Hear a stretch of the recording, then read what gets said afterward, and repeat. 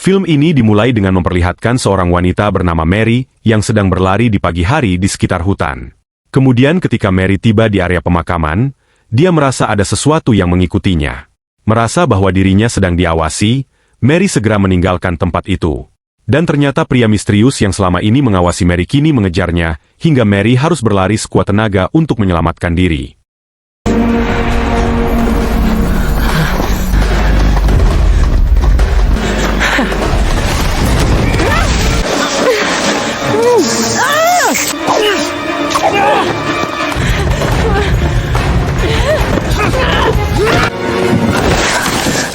Untungnya, Mary berhasil menyuntik pria misterius itu dengan obat bius sehingga pria itu pingsan.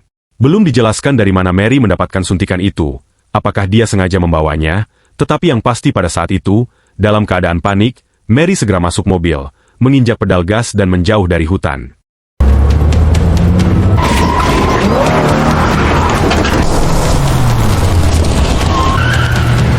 Sesampainya di rumah, Mary, yang telah mengaktifkan sistem keamanan rumah, menerima keluhan dari tetangganya bernama Anna karena Mary telah merusak kebun bunganya saat mengemudi barusan.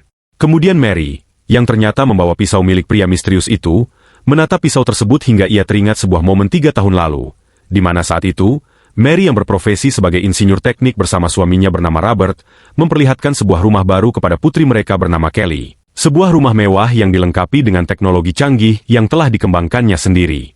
Mary kemudian mendemonstrasikan fitur-fitur canggih rumah tersebut yang dapat ia kendalikan melalui ponselnya dan bahkan melalui jam tangan pintarnya, mulai dari menyalakan lampu, mengatur suhu, meredupkan jendela, menghidupkan mesin cuci, dan beberapa fitur canggih lainnya. Dan ternyata semua fitur canggih ini sengaja dibuat untuk mempermudah putrinya, yang saat ini tidak dapat berjalan normal karena cedera parah pada lututnya. Cal, you have to see this. Windows opaque. It's gonna make things easier for you. Of course you can. Setelah mengingat momen indah ini, Mary kemudian memasuki ruang pemantauan untuk memantau situasi melalui monitor CCTV. Sementara itu, di garasi mobil, pria misterius sebelumnya, ternyata diangkut Mary. Pria yang telah menyadari sesuatu itu terlihat keluar dari bagasi mobil Mary. Dan tampaknya Mary sengaja membawa pria misterius itu ke rumahnya. Kemudian, ketika pria misterius itu memasuki ruang bawah tanah, yang dipenuhi dengan foto-foto dan banyak lembaran berita terkait kasus-kasus korban penganiayaan, Mary menyalakan rekaman video siaran berita, yang melaporkan kematian beberapa wanita dengan ciri-ciri yang sama. Yaitu wanita berambut coklat, yang memiliki tinggi dan fitur wajah yang sama. Dalam rekaman video tersebut, juga dijelaskan bahwa pada tahun 2015, FBI berhasil menemukan sisa-sisa korban pertamanya tepat di dekat sebuah pondok di desa Oregon, di mana tubuh wanita itu ditemukan hangus terbakar dengan sepotong lidah yang sengaja diawetkan dalam sebuah toples. Dan berdasarkan hasil penyelidikan FBI, pelaku selalu berganti negara untuk tinggal setelah menghabisi ketiga korbannya. Adapun pelaku itu sendiri, FBI hanya mampu memperoleh profil pelaku berupa sketsa wajah yang diduga sebagai pekerjaan buruh. Dan karena di lokasi korban pertama, ditemukan ukiran bertuliskan kata Diablo di sebuah pohon. Sejak saat itu, media menjuluki pelaku sebagai Diablo, yang dalam bahasa Spanyol berarti setan. Kemudian, ketika pria misterius itu melihat ke arah kamera CCTV, Mary langsung mencocokkan wajahnya dengan foto dari sebuah file yang sudah dimilikinya. Mary, yang yakin bahwa pria itu adalah Diablo, membuka pintu sebuah ruangan di mana terdapat 3 foto korban di dalam sangkar. Kemudian rekaman video tersebut berlanjut menjelaskan tentang penemuan 3 wanita yang lidahnya dipotong dan dikurung dalam sangkar untuk waktu yang sangat lama sampai mereka semua meninggal di sana. Kemudian pria misterius yang mulai sekarang akan kita sebut Diablo, melihat sebuah kalung yang tergantung, dan ia langsung teringat ibunya yang selalu memperlakukannya dengan sangat kasar dan bahkan memanggilnya Diablo. Diablo, yang menyadari bahwa kalung itu milik ibunya, segera mengambil kalung itu dan langsung memakainya. Kemudian Mary juga memperlihatkan rekaman video wawancara dari keluarga salah satu korban yang berharap suatu hari nanti seseorang akan membalaskan dendam atas perbuatan kejam Diablo. Dan itulah sebabnya Mary segera menghukum Diablo. Yeah, I see you. I'm here at the house of Benita Cuchilla. Someone will find you. Setelah menyetrum Diablo hingga pingsan, Mary melihat foto putrinya yang dipajang di atas altar. Dan saat itulah Mary teringat ketika dia dan suaminya memberi Kelly sebuah mobil mewah sebagai hadiah ulang tahun. Dan bukan hanya itu, Mary juga telah menyiapkan dokter spesialis terbaik untuk mengoperasi kaki Kelly. Kemudian, ketika Diablo sadar kembali, Mary membuka sebuah ruangan yang dipenuhi pipa uap dan juga memutar rekaman video yang menjelaskan salah satu korban bernama Darlene Han, yang berhasil melarikan diri setelah Diablo menyuntiknya dengan obat pelumpuh. Kemudian Mary juga menaikkan suhu pipa uap di ruangan itu dan memaksa Diablo untuk masuk ke sana.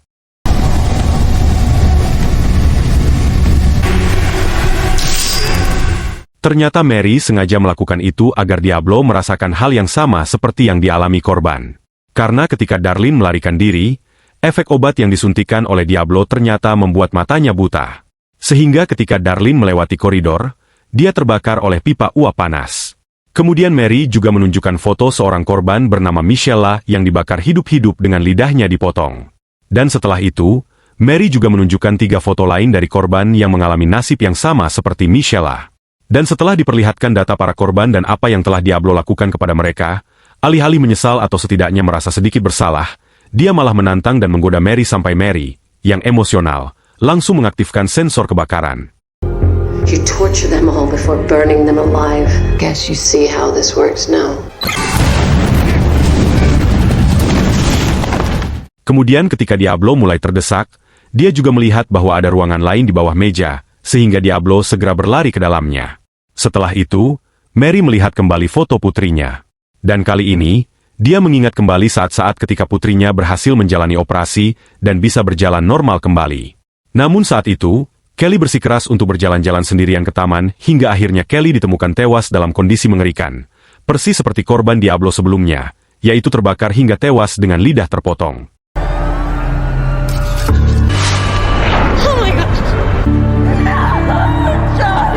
Led me to believe he'd relocate to the region. Why does he remove their tongues? He was interrupted and wasn't able to complete his ritual. I want you to find him and make him pay. Setelah beberapa tahun melakukan penyelidikan, seorang agen FBI bernama Selena akhirnya berhasil menemukan berkas informasi dari sebuah pondok yang diduga pernah dihuni oleh Diablo. Selena, yang ternyata adalah teman baik Mary, menceritakan semua informasi penting kepada Mary tanpa menyembunyikan apapun. Sementara itu, Mary, yang mencoba memeriksa berkas tersebut, tampak sangat antusias hingga ketika dia menemukan halaman yang berisi informasi tentang ramuan kimia, dia meminta izin kepada Selena untuk membawanya pulang. Singkatnya, Mary, yang sudah tahu bahwa ramuan kimia itu adalah formula untuk membuat racun yang dapat membuat seseorang lumpuh sementara, segera pergi ke penjual bahan kimia dan membeli semua obat-obatan itu secara ilegal. Dan setelah itu, Mary mencoba menyuntikkan obat-obatan itu ke tubuhnya sendiri untuk mengetahui berapa lama efek lumpuhan dari obat-obatan tersebut berlangsung. Robert, yang mengetahui tindakan putus asa istrinya, menghubungi Selena untuk menanyakan kondisi Mary. Selena, yang tahu bahwa efek obat itu bisa membuat seseorang lumpuh selama 60 hingga 80 menit, merasa aneh karena ternyata obat itu hanya melumpuhkan tubuh Mary selama kurang dari 40 menit. Dan ternyata selama waktu itu, Mary sering menyuntikkan obat-obatan ke dalam tubuhnya, sehingga sistem kekebalannya meningkat dan berhasil meminimalkan efek obat tersebut. Sementara itu, Diablo, yang terjebak di ruangan gelap, mencoba kembali ke lantai atas sambil membawa sebuah batu. Setelah berhasil menghancurkan sensor panas, Diablo mencoba keluar dari ruangan melalui ventilasi udara. Dan ternyata Diablo tampaknya kesulitan keluar dari sana, karena sepertinya dia sendiri terjebak di dalam ventilasi. Mary, yang tahu bahwa Diablo terjebak di sana, segera menyiapkan suntikan obat pelumpuh untuk melumpuhkan Diablo.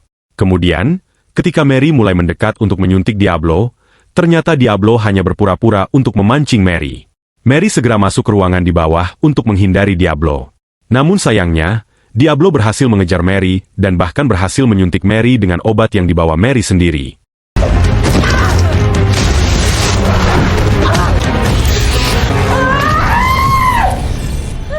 Kemudian, ketika Diablo hendak memotong lidah Mary dengan cepat, Mary menyalakan video untuk mengalihkan perhatian Diablo.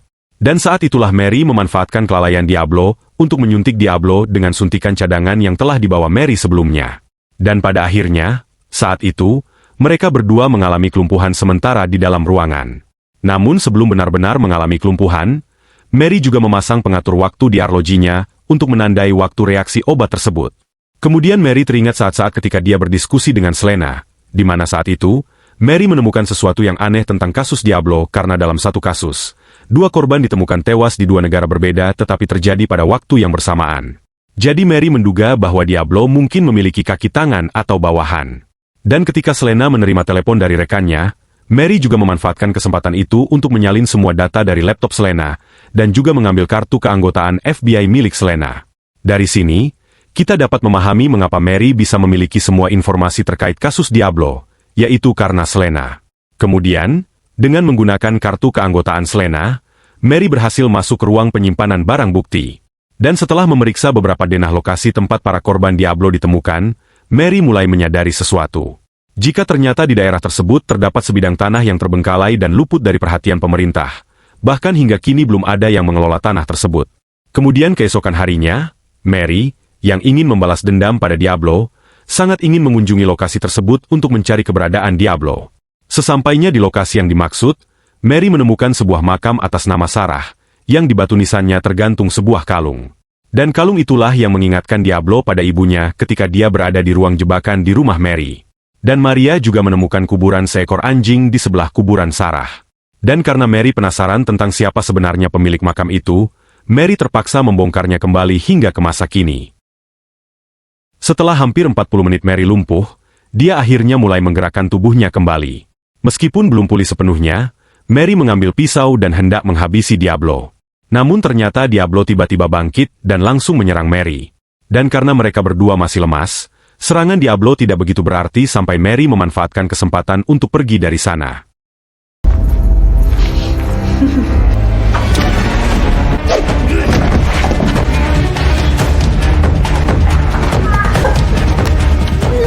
Diablo, yang tidak mau melepaskan Mary, mencoba terus mengejarnya.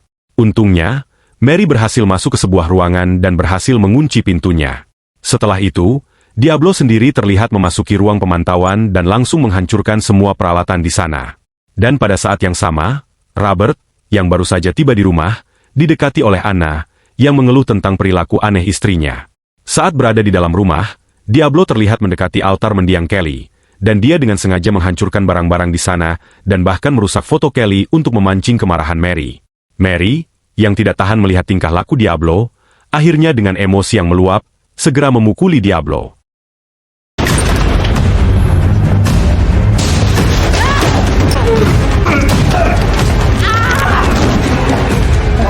Setelah berhasil merebut pisau dari tangan Diablo, Mary, yang kembali ke kamarnya, terkejut dengan kedatangan Robert, yang memintanya untuk membukakan pintu.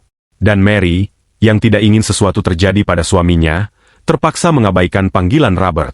Setelah mengumpulkan kekuatannya dan menguatkan mentalnya, Mary berniat untuk menemukan Diablo lagi untuk mengakhiri semua ini.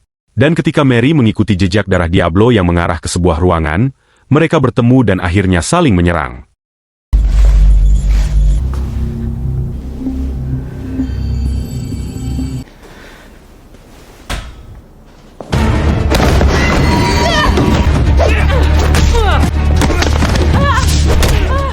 Sementara itu, di luar rumah, terlihat Selena yang baru saja tiba di sana setelah menerima telepon dari Robert, yang meminta bantuannya untuk membujuk Mary agar membuka pintu. Mendengar suara Selena, Mary, yang mulai merasa gugup, berhasil membuka pintu sehingga Selena langsung masuk ke dalam rumah.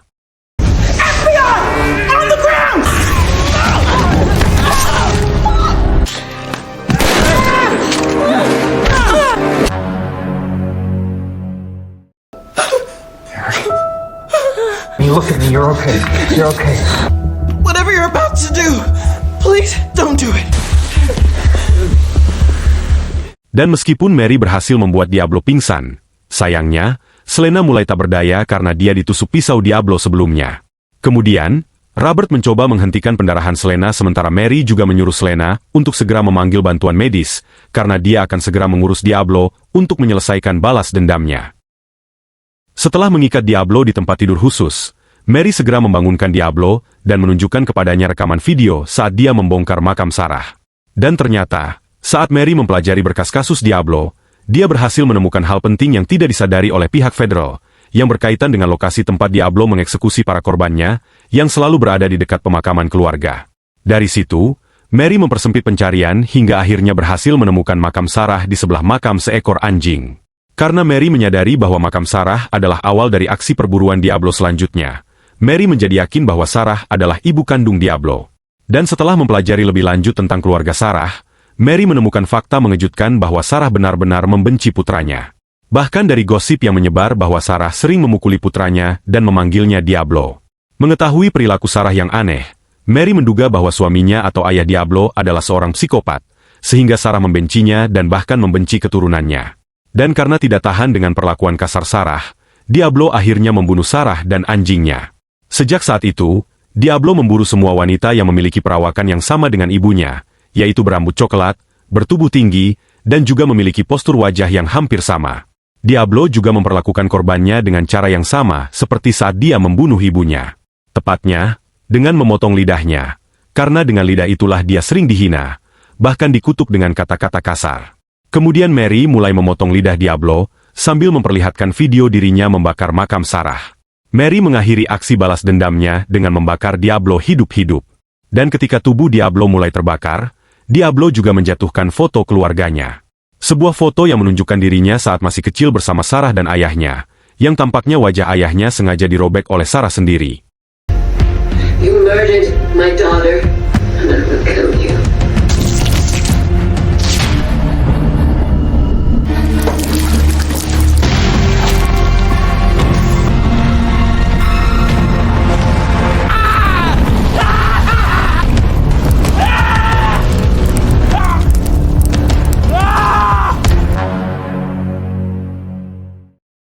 Beberapa hari kemudian, media dikejutkan oleh berita terkait seorang wanita yang berhasil membalaskan dendam atas kematian putrinya dengan menghabisi Diablo. Namun FBI kembali bingung karena setelah kematian Diablo, banyak korban baru ditemukan yang dibunuh dengan cara yang sama. Dan tampaknya itu adalah ulah ayah Diablo, dan film pun berakhir.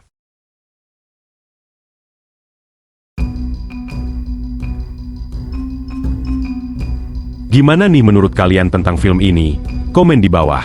Pilih tanda like bila suka video ini, dan dukung channel ini dengan subscribe.